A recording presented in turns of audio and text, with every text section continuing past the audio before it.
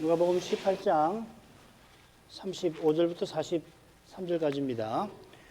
여리고에 가까이 오실 때에 한 소경이 길가에 앉아 구걸하다가 무리의 진함을 듣고 이 무슨 일이냐고 물은데 저희가 나사렛 예수께서 지나신다 하니 소경이 외쳐 가로되 다윗의 자손 예수여 나를 불쌍히 여기소서 하거늘 앞서가는 자들이 저를 꾸짖어 잠잠하라 하되 제가 더욱 심히 소리질러 다윗의 자손이여 나를 불쌍히 여기소서 하는지라. 예수께서 머물러 서서 명하여 데려오라 하셨더니 저가 가까이 오매 물어 가라사대 내게 무엇을 하여 주기를 원하느냐. 가로되 주여 보기를 원하나이다. 예수께서 저에게 이르시되 보아라 내 믿음이 너를 구원하였느니라 하시매 곧 보게 되어 하나님께 영광을 돌리며 예수를 좇으니 백성이 다 이를 보고 하나님을 찬양하니라. 예수께서 마침내 예루살렘을 향한 마지막 길에 오르시고 여리고에 가까이 오셨습니다. 여리고 성 밖에 앞을 못 보는 한 사람이 길가에 앉아 구걸하고 있었는데 예수님이 그를 고쳐주십니다. 주님께서 예루살렘 여행을 마치시기 직전에 그를 고쳐주신 뜻이 뭔가 우리가 살펴야겠는데 먼저 줄거리를 보십시다. 먼저 35절부터 37절 여리고 성 바깥에서 한 소경이 주님께서 지나가고 계심을 알게 되었습니다. 그리고 38, 39절 이 사람이 다윗의 자손이여 나를 불쌍히 여기소서 하고서 간청합니다. 그러자 주님께서 데려오라 하시고 그를 고쳐주시니 그가 영광을 하나님께 돌리며 그리고 주님을 좇았다 하는 거죠. 밑에 나오는 내용은 중복되니까 이런 줄거리로 본문으로 바로 가십시다. 여리고에 가까이 오실 때에 한 소경이 길가에 앉아 구걸하다가 무리의 진함을 듣고 이 무슨 일이냐 물은데 저희가 나사렛 예수께서 지나신다 하니 이 사건과 비슷한 사건 기억나시죠? 마태복음, 마가복음에 나옵니다. 누가복음에는 한 소경이 나오고 마태복음에는 두 소경이 나오고 마가복음에는 그 한 소경의 이름 바디메오라고 나옵니다. 예수님이 지나가신 나사렛 예수가 지나가신다. 예수가 지나가신다 함을 들었다. 나사렛 예수인 줄 알았다. 그리고 다윗의 자손이여 나를 불쌍히 여기소서. 마태복음은 당연히 우리를 불쌍히 여기소서 이렇게 나오고 마가복음은 누가복음과 같습니다. 그러니까 누가복음에서는 앞서가던 자들이 꾸짖고요. 마태복음에서는 무리가 꾸짖고 마가복음 비슷하게 많은 사람이 꾸짖는다 했습니다. 그리고 주님이 소원대로 보게 하셨다. 눈을 만져서 마태복음에서는 소원대로 보게 하셨다. 마가복음과 누가복음은 같으지요. 그리고 누가복음에서는 나은 사람이 영광을 하나님께 돌리고 좇았다. 마태, 마가는 그가 주님을 좇았다 이렇게 되었습니다. 그런데 누가복음에는 여리고 가까이 이르실 때 그렇게 하셨다 했고 마태와 마가에서는 여리고에서 나가실 때 그렇게 하셨다고 했습니다. 그러니까 내용이 말씀드린 대로 거의 같은데 이 누가복음의 사건이 일어난 장소와 시간에서 마태와 마가복음의 사건과 달라 보이죠. 바로 이것 때문에 말씀드린 대로 누가는 여리고에 가까이 다가가실 때 소경을 고치셨다 했고 마태와 마가복음은 여리고에서 나오신 후에 일어났다 이렇게 되어 있단 말이죠. 이 표현만 놓고 보면은 누가의 사건과 마태, 마가의 사건이 서로 다른 사건이 될 겁니다. 그런데 여리고가 둘이라면 사정이 달라질 수가 있겠죠. 당시 여리고는 행정구역이 있고요. 거기서 1.5km 떨어진 곳에 거주구역이 있습니다. 같은 사건인데 마태는 주님께서 여리고의 행정구역을 떠나실 때 두 소경을 고쳐주셨다 했고 누가는 주님께서 여리고의 거주 구역에 가까이 오셨을 때 그리하셨다. 그리고 거주 구역에 가서 이 삭개오 집에 들어가서 거주 구역이니까 삭개오 집에 가서 잔치를 하셨지 않겠습니까? 그렇게 표현한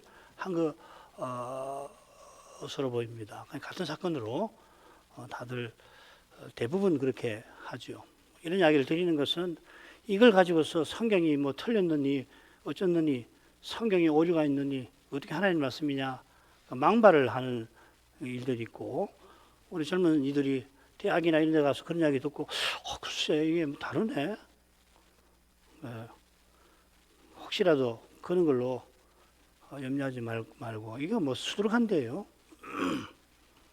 성신께서 믿게 하시면은 신기하게 하나님의 모든 말씀을 진리라고 받아들이게 돼요. 우리가 이성이 모든 것을 판단하는 그런 시대를 살아가고 있어서 걸핏하면 비판적으로 보는 것이 몸에 배어 있긴 합니다만은, 학문을 그렇게 배우고 학교에서 그렇게 그런 교육을 받는데, 희한하게 저도 뭐 그런 사람으로서 학문도 하고 그렇겠지만은 성신께서 말씀을 깨닫게 하시면은 모든 말씀이 진리로 받아들이게 돼요. 아주 순전해지는 거죠. 염려할 것이 하나도 없습니다. 모든 걸 다 우리가 설명할 수 있는 건 아니지만 연구하고 그러면은 모순이 아니라는 걸 금방 알 수 있게 돼요. 자, 그러면은 그 다음이죠. 왜 누가 선생은 같은 사건인데 여리고에 들어가시기 전에 그 사건이 일어났다고 기록한 걸까? 뭐 두 가지죠. 삭개오 사건이 나오니까, 삭개오 사건은 여리고 안으로 들어가서 거주지구로 들어가서 행하는 거 아니에요. 아울러 우리가 눈여겨볼 수 있는 게 뭐냐면, 지금 14째 대목을 살피고 있는데 짝을 이루는 이 둘째 대목을 가서 보면은 이래서 누가 선생님이 의도적으로 표현한 것이 아닌가 생각이 돼요. 둘째 대목에 보면은 예수님이 이 9장 51절에서 얼굴을 예루살렘으로 고정하시고 출발하시는 내용이 나오고, 52절 가면은 사마리아 한 촌으로 들어가시는데 거부하니까 거기서 나와서 다른 촌으로 가시는 내용이 나오잖아요. 그죠? 그러니까 역순으로 지금 여리고 사마리아의 한 촌을 들어가시고 거기서 나오시고 여리고에 가까이 다가가시고 여리고로 들어가시고, 이렇게 기록하는 것이 아닌가. 이 여행은, 예루살렘 여행은 주님께서 첫 유월절을 마치고 갈릴리로 돌아가시면서 사마리아를 굳이 가셔서 거기 큰 구원을 일으키신 사건을 생각나게 합니다. 요한복음 4장이죠.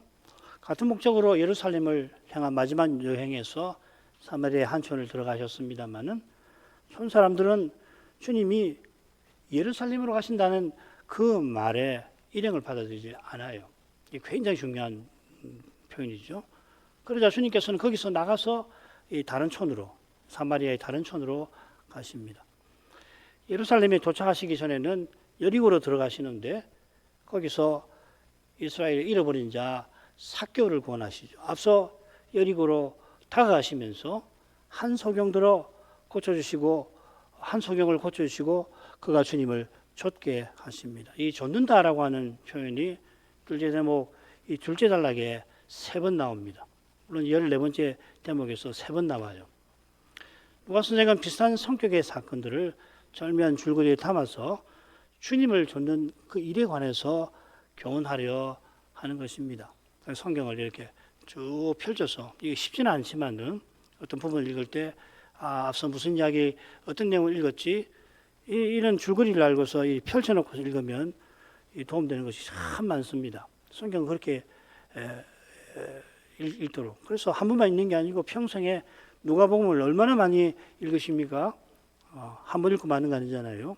읽고 또 읽고 또 읽고. 그런데 이 줄거리가 있으면은 그 내용을 점점점 깨달아갈 수 있도록 그렇게 아주 신비하게 성경을 기록해 놓은 겁니다. 그 외에도 더 있겠지요. 저 같은 사람이 어떻게 누가 선생의 그 영감의 내용을 다 헤아릴 수 있겠습니까? 이런 점을 볼 수 있다 하는 겁니다.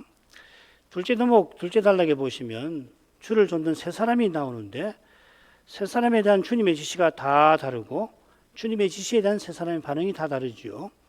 이 세 사람을 통해서 주님을 좇는 바른 태도와 심정을 누가 선생이 거기서 교훈합니다. 마찬가지로 이 단락에서도 누가 선생은 앞을 보게 된 소경을 통해서 주님을 좇는 그 길에 관해서 교훈하는 것입니다. 주님께서 예루살렘에 올라가려고 여리고에 가까이 오십니다. 이 낱말이 40절에 한 번 더 나올 겁니다. 둘째 대목에도 두 번만 나옵니다. 주님께서 여리고로 가까이 가실 때에 과연 70문도가 전한 대로 하나님 나라가 가까이 옵니다. 이 가까이 온다는 말을 이렇게 두 번 썼거든요. 여리고로 가까이 가실 때에 하나님 나라가 가까이 오고 있는 것입니다. 여리고 밖에 한 소경이 길가에 앉아 구걸하고 있었습니다. 이 사람이 앉아 있는 그 길가는 행정구역과 거주구역 사이이니까 지나가는 사람이 많았을지 모릅니다. 앞을 보지 못하는 그는 처지가 같은 다른 사람과 함께 앉아 있었던 겁니다. 성전 미문 앞에도 앞을 보지 못하는 이들이 구걸하고 있었죠. 구걸 외에는 생계가 막막했던 겁니다. 어느 날 무리가 지나가는 것을 그가 듣고는 이 무슨 일이냐 하고 물었습니다. 그랬더니 지나가는 사람들이 나사렛 예수가 지나신다 대답합니다. 이 나사렛 예수라는 칭호가 누가복음에 두 번 더 나옵니다. 한 번은 귀신이 주님께 나사렛 예수여 하고 하나님의 거룩하신 분이라고 막 떠들어 대지요. 또 부활 후에 글로바가 동행하는 이가 부활하신 주님인 줄 모르고 나사렛 예수를 말과 일에 능하신 선지자라 하죠. 귀신의 지식이 글로바보다 나은 면이 있긴 하지만 주님 대하는 태도는 전혀 다릅니다. 지금 주님을 따라가는 이 무리가 나사렛 예수라고 부를 때 이들은 주님을 어떤 분으로 대했는가? 잘하면 글로바처럼 능하신 선지자로 아는 사람도 있었을 거지만 대부분은 이 정치적 메시아로 여겼을 겁니다. 이게 복음서를 연구하면 분명해지는 내용이죠. 앞을 못 보는 이 사람의 바른 고백을 통해서 누가 선생은 주님을 뒤쫓던 많은 무리의 인식이 뭔가, 주님을 참으로 좇는 것은 뭔가 하는 것을 엿보게 하는 겁니다. 자, 그 다음으로 가죠. 소경이 외쳐가로되 다윗의 자손 예수여 나를 불쌍히 여기소서 하거늘 앞서가는 자들이 저를 꾸짖어 잠잠하라 하되 저가 더욱 심히 소리질러 나사렛 다윗의 자손이여 나를 불쌍히 여기소서 하는지라. 앞을 보지 못하는 사람이 외쳐 아뢰입니다. 이 낱말이 과부와 불의한 재판관의 비유에도 나오죠. 하나님께서는 그 밤낮 부르짖는 택하신 자들의 원한을 속히 풀어주신다 하셨습니다. 누가복음에 두 번 더 나오는데 세례 요한이 이 광야에서 외치는 자라 했고요. 나머지 한 용례가 지금과 비슷할 겁니다. 한 아버지가 귀신 들린 아들을 위하여 소리질러 주님께 구합니다. 이 변화산 아래 사건이죠. 그 아버지 심정이 얼마나 간절하고 절절했던가 심장하고 남음이 있는데 그만큼 지금 앞을 못 보는 사람의 심정도 그러합니다. 심정이 간절한 그것만큼 중요한 것이, 어쩌면 그보다 더 중요한 것이 다윗의 자손 예수여 하는 그의 고백일 겁니다. 다윗의 자손이라는 이 칭호는 예수님이 곧 예루살렘 올라가셔서 입성하시는 사건과 긴밀히 붙어 있습니다. 마태복음은 이 다윗의 자손이라고 하는 칭호를 가지고서 이 입성 사건을 구성을 하고 있죠, 그죠? 거기 보면 21장 9절에 호산나 다윗의 자손이여 사람들이 그렇게 찬송을 드립니다. 이 호산나 이렇게 됩니다. 호산나라고 하는 말은 제발 이 말이에요. 제발 구원하소서. 요컨대 다윗의 자손은 오실 메시아이십니다. 흥미롭게도 누가 선생은 마태나 마가와 달리 예루살렘 입성에서 이 백성들이 다윗의 자손이여 부른 이 중요한 사실 빼버려요. 대신에 빼지만은 뺀 이유가 있는데 누가복음의 탄생 기록에서 다윗의 자손 요셉과 다윗의 자손 마리아에게서 태어날 그 다윗의 자손을 다윗의 위에 오를 뿐이라고 기록을 합니다. 이 다윗의 자손 칭호에 대해서 이보다 중요한 기록이 없죠. 더욱이 이 아기가 지극히 높으신 이의 아들 신성을 가지신 분이라고 소개합니다. 지금 앞을 못 보는 이 사람이 예수님을 다윗의 자손이라고 부를 때 정확하게 얼마만큼 알았는지 학자들은 이럴 거다 저럴 거다 주장하지만은 그건 모르겠습니다. 얼마나 정확히 알지 못하지만 그러나 적어도 오실 메시아인 것은 알았을 겁니다. 이런 고귀한 깨달음 위에서 이 사람이 이 다윗의 자손이여 나를 불쌍히 여기소서 할 때 그 심정이 뭔가를 살펴보십시다. 나를 불쌍히 여기소서.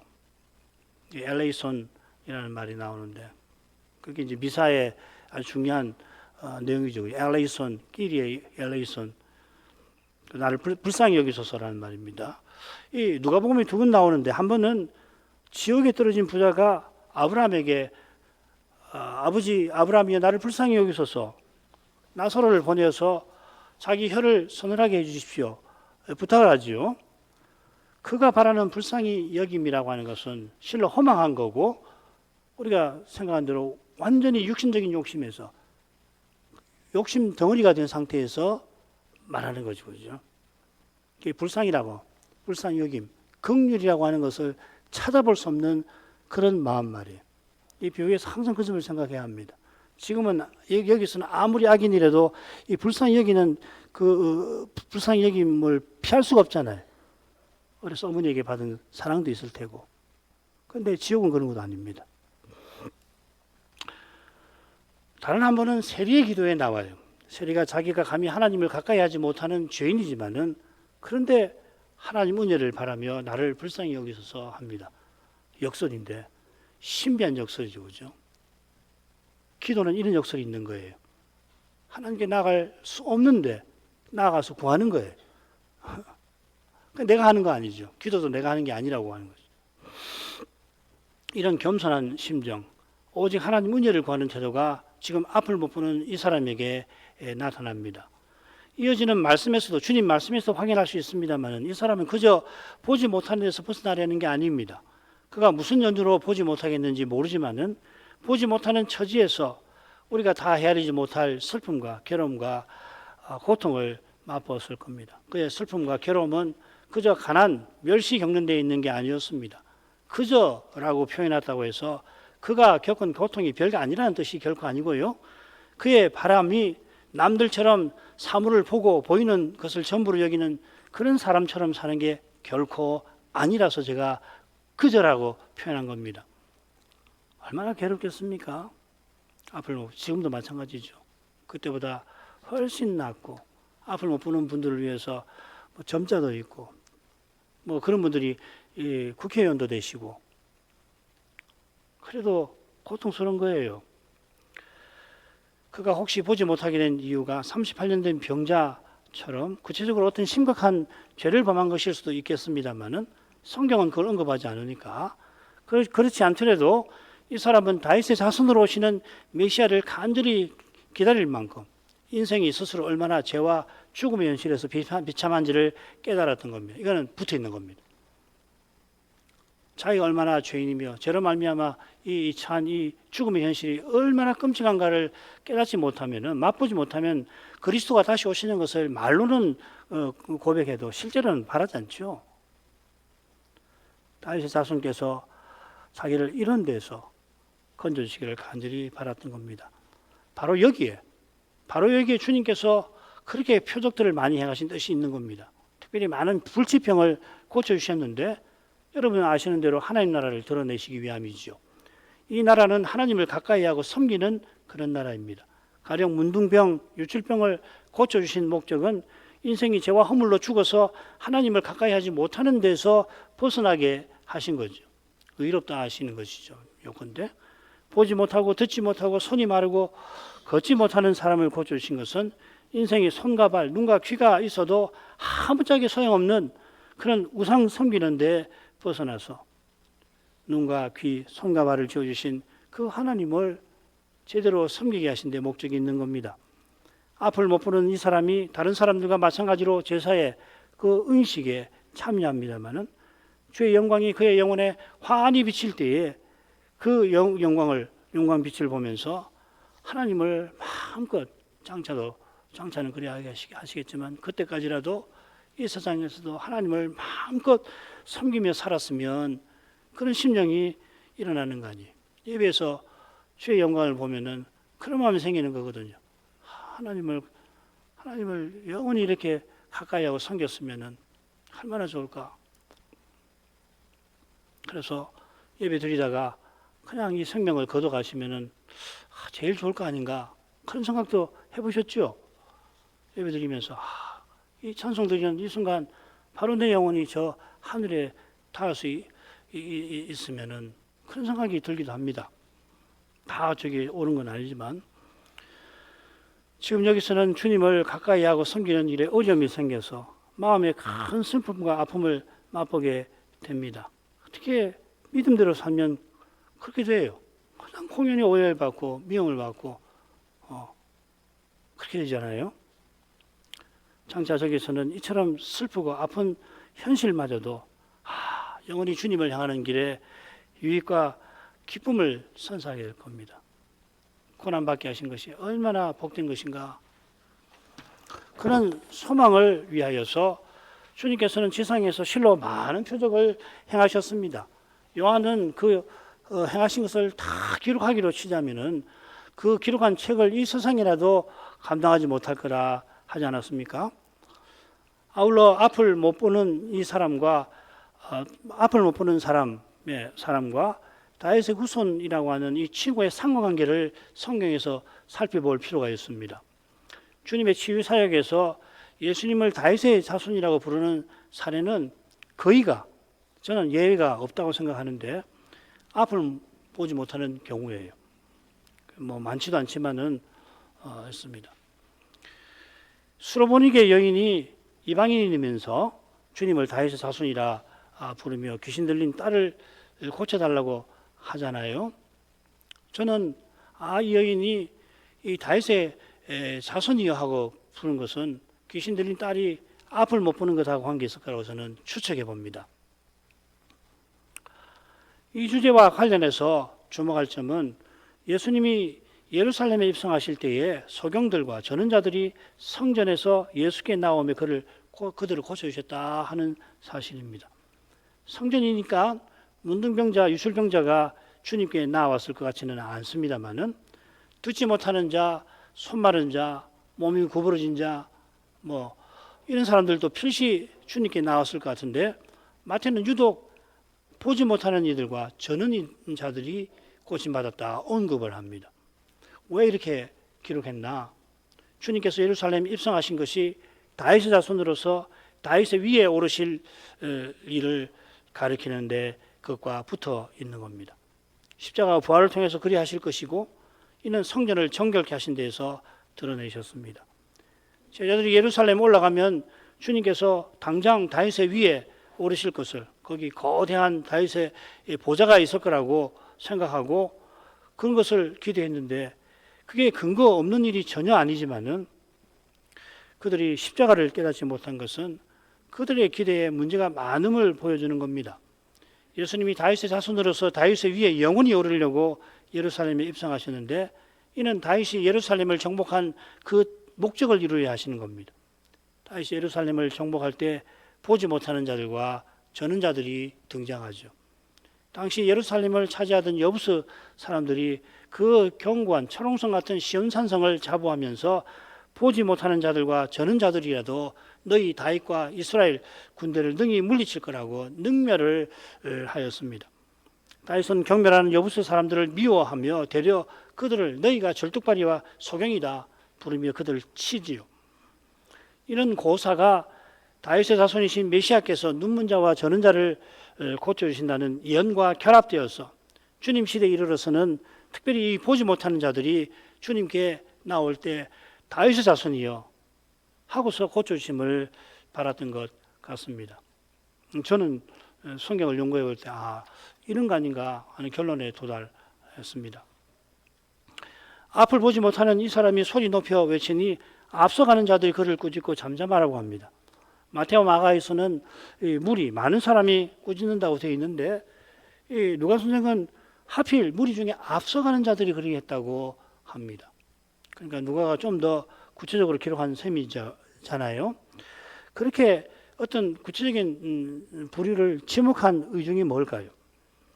아람어 사본은 이걸 좀 더 풀어서 좀 더 분명하게 해석이 되어 있는데 예수님 앞에 행하는 자들이라 이렇게 번역을 해놨습니다.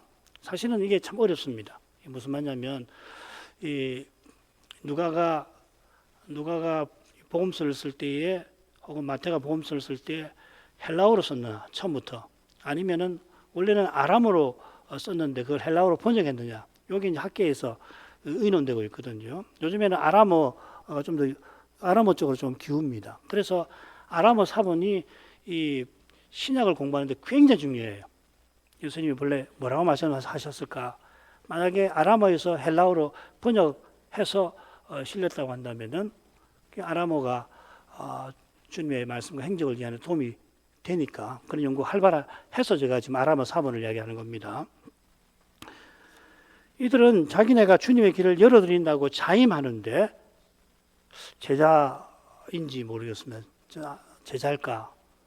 아마 제자들은 주님 곁에 있지 않을까 생각이 되는데 아무튼지 그렇게 자임하는데 앞을 보지 못하는 사람이 소리를 치니까 주님께서 그 길을 행하시는데 창의를 넣는다고 생각한 것입니다.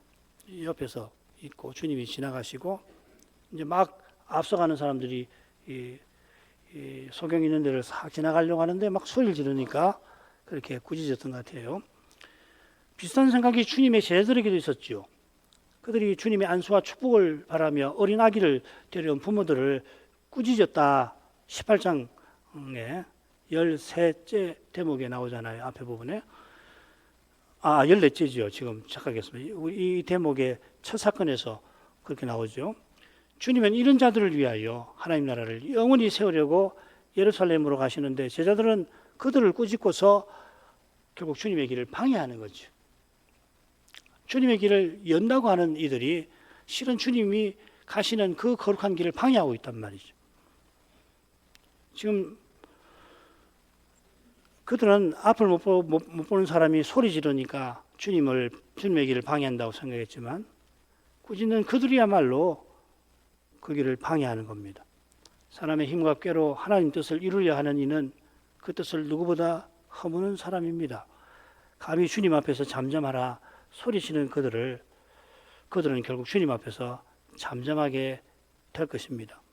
앞서가는 여러 사람들이 자기를 꾸짖지만 그 사람은 더욱 심히 소리질러 주님을 부릅니다. 이미 그 사람이 큰 소리로 주님을 불렀는데 사람들의 꾸짖는 소리에도 불구하고 더욱 간절히 부릅니다. 앞서가는 자들이 큰 소리로 잠잠하라 하니까 그 소리 때문에 주님께서 자기의 간구를 듣지 못하실까 더욱 심히 소리를 질렀겠습니다마는 사람들의 꾸짖는 그 큰 소리 때문에 그랬겠습니다마는 실은 그들의 비난과 멸시에도 불구하고 그리 한 거겠죠. 육의 몸의 부끄러운 문제로 많은 사람이 비난하고 멸시하면 거기에 압도되기 쉬운 법입니다. 그거 아닌데 하면서도 사람들이 이 떼거지로 이렇게 하면 그냥 휩쓸려 가지고 가기 얼마나 쉽습니까? 군중심리라고도 하죠. 교회에서도 얼마든지 그렇게 되는 거예요. 그 사람은 연약했어요. 그렇게 되기 참 쉽습니다. 항상 말씀 위에 서야 해요.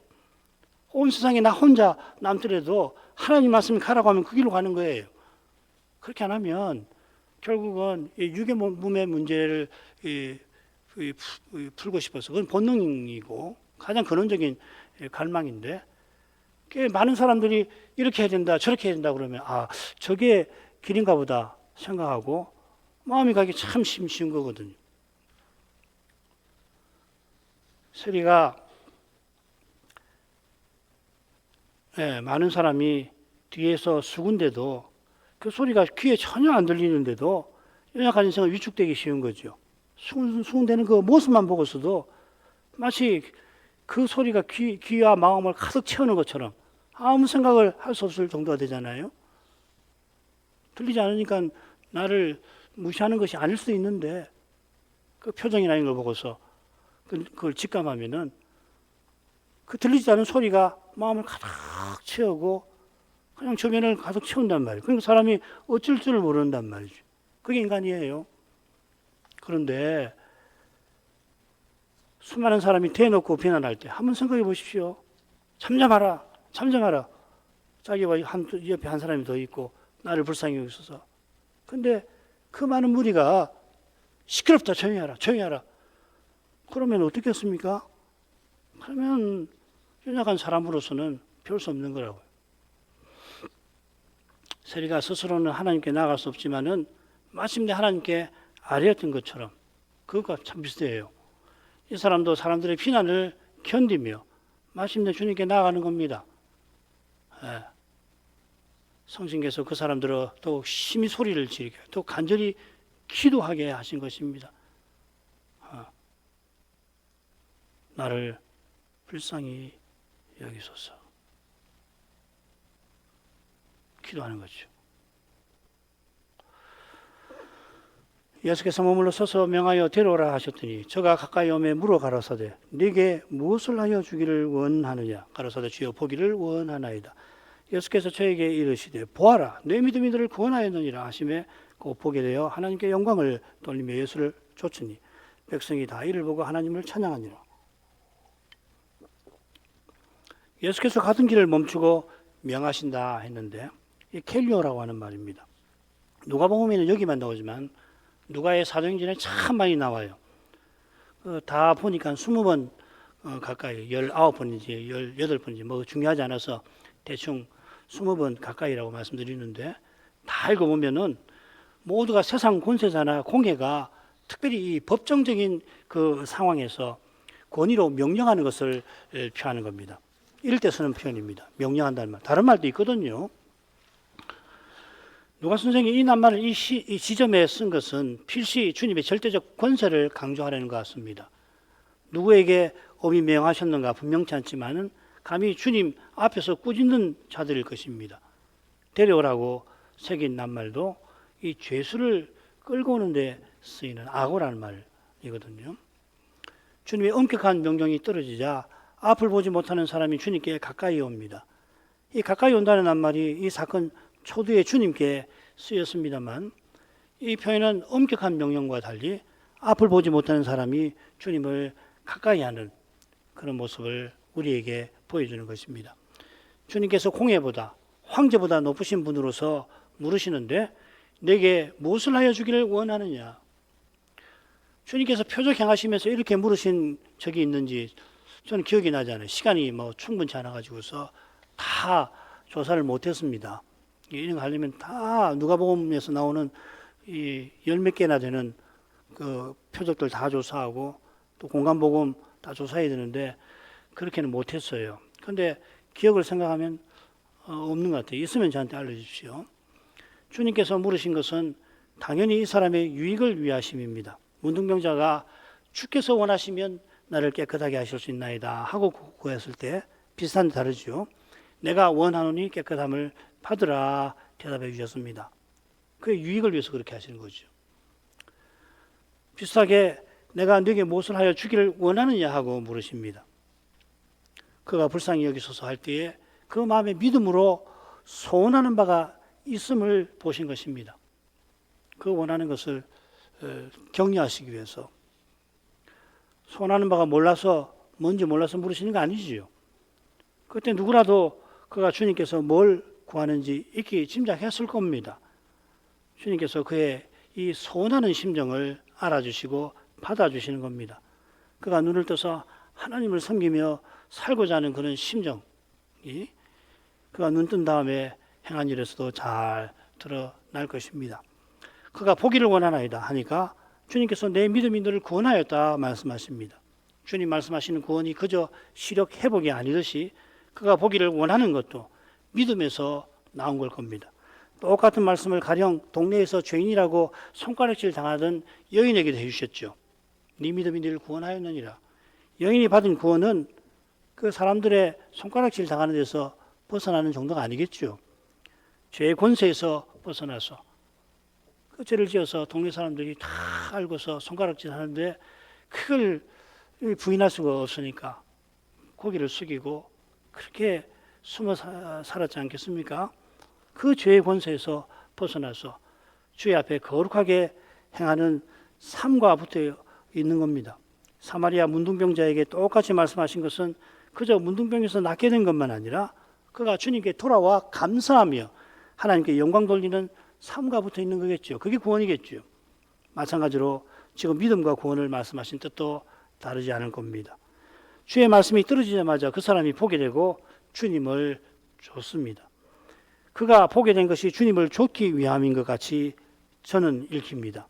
그러자 그가 즉시 보게 되고 즉시 주를 좇기 시작하였다. 이 즉시라는 말을 보게 된 것만 거기에 걸리는 게 아니라 이 주를 좇는데, 그래서 이 좇기 시작했다, 시작한다고 번역할 수 있는 그런 아주 뉘앙스 있는 시제를 썼습니다. 이 미알료라고 하는데, 좇는다는 낱말, 이 예루살렘 여행기에 짝을 이루는 대목에 3번 나온다고 말씀을 드렸죠.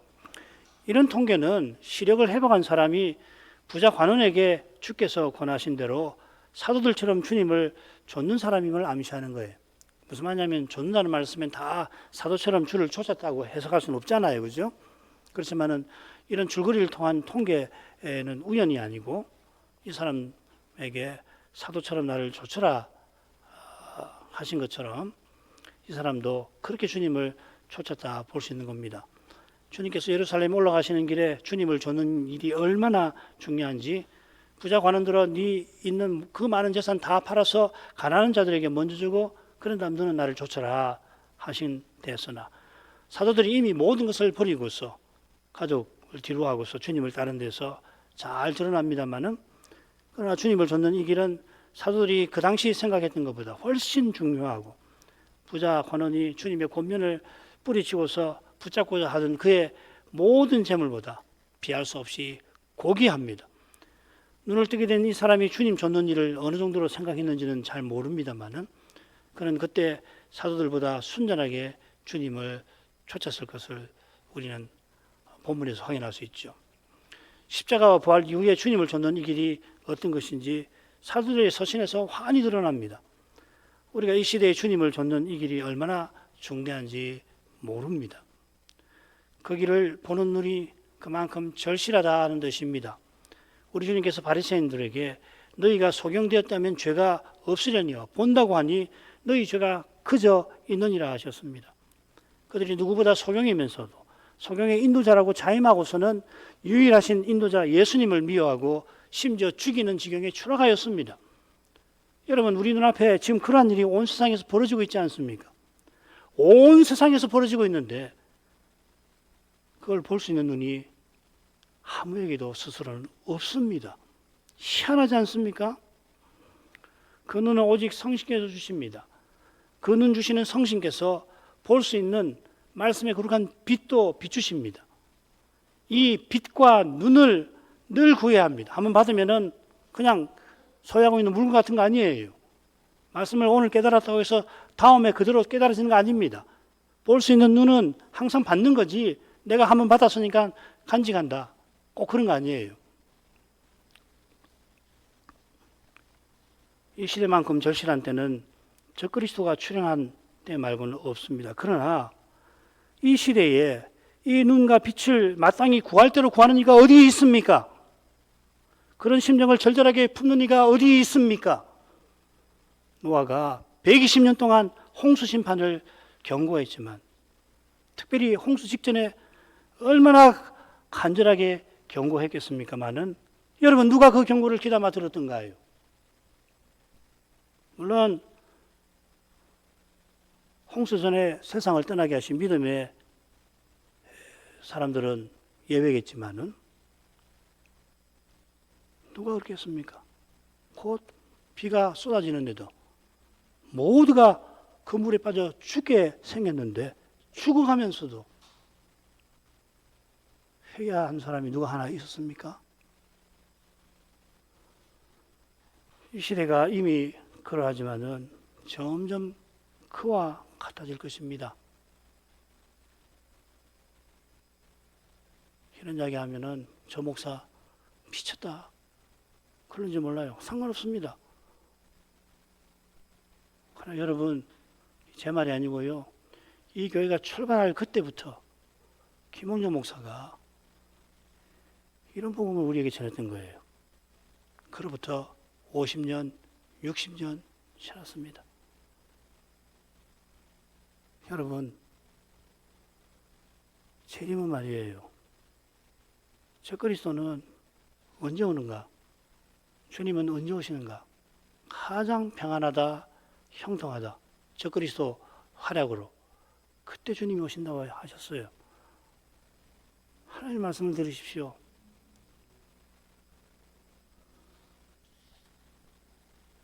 이것이 이 시대 교회들에게 실로 심각한 문제입니다. 제가 내일 오신다 그런 말씀 드리는 게 아니지요. 하나님 말씀을 칼구하십시오. 이게 없으면 교회가 아니에요. 하나님 말씀 전하고 받는 거, 하나님 말씀 전해주시고 받게 해주시는 말씀을 보는 눈과 그 말씀의 빛, 성신께 주시는 거라고요. 그게 있어야 교회가 교회인 거예요.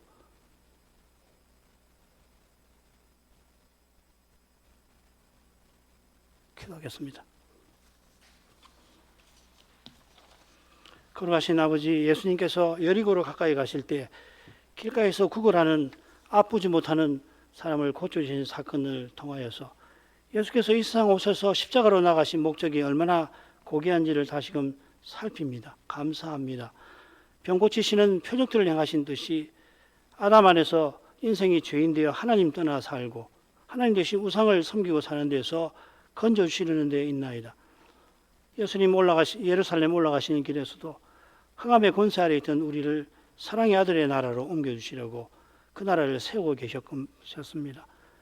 눈이 있어도 보지 못하는 우상처럼 우상 숨기는 자는 심지어 바리새인처럼 자기가 얼마나 어두운 줄도 모르고 인도자가 되려야 할 만큼 미련하였습니다.